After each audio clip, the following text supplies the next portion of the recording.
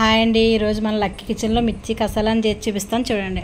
ముందుగా స్టవ్ వెలిగించి బాండి పెట్టి పల్లీలు వేసుకోవాలి. పల్లీల తర్వాత కొబ్బరి కూడా వేసుకుని వేయించుకోవాలి. తర్వాత ధనియాలు కూడా వేసుకుని వేయించుకోవాలండి. కొద్దిగా జీలకర్ర కూడా వేసి వేయించుకోవాలి. 2 స్పూన్లు నువ్వులు కూడా వేసుకోవాలండి. 1 స్పూన్ గసగసాలు కూడా వేసుకోవాలి. లాస్ట్లో వేసుకోవాలి, గసగసాలు మాడిపోతే లేకపోతేనే. గసగసాలు వేసి వెంటనే స్టవ్ ఆపేసుకోవచ్చు. స్టవ్ ఆపేసి ప్లేట్లోకి తీసుకోవాలి. ఇప్పుడు మళ్ళీ స్టవ్ పైన బాండి పెట్టాలి.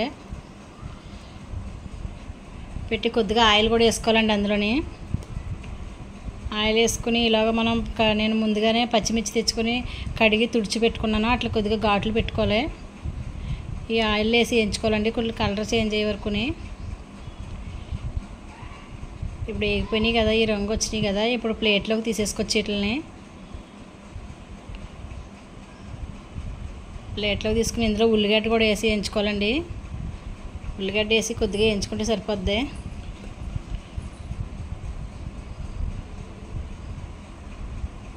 మిర్చి కసాలని కర్రీ చాలా బాగుంటుంది ఇది ఇలా చేసుకుంటేనే.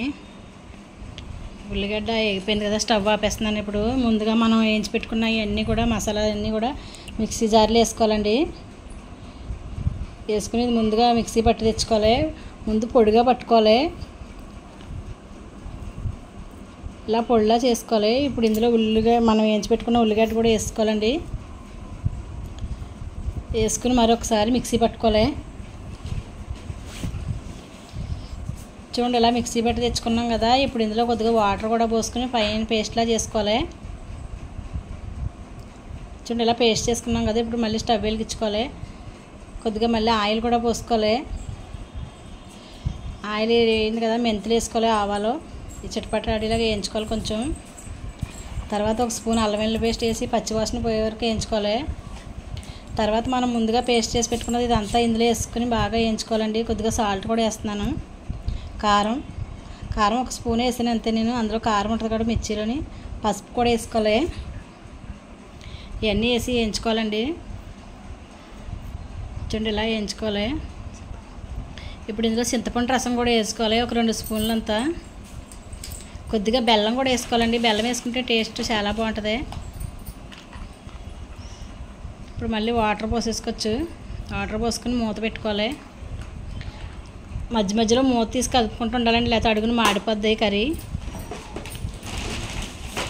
చూడండి, నూనె పైకి తేలేంత వరకు ఇలా ఉడికించుకోవాలి. ఇప్పుడు ఇందులో మనం ముందుగా వేయించి పెట్టుకున్న పచ్చిమిర్చి వేసుకోవాలి. తర్వాత కొద్దిగా కొత్తిమీర కూడా వేసుకోవాలండి. ఇప్పుడు కొద్దిగా గరం మసాలా కూడా వేసుకోవాలి లాస్ట్గాని.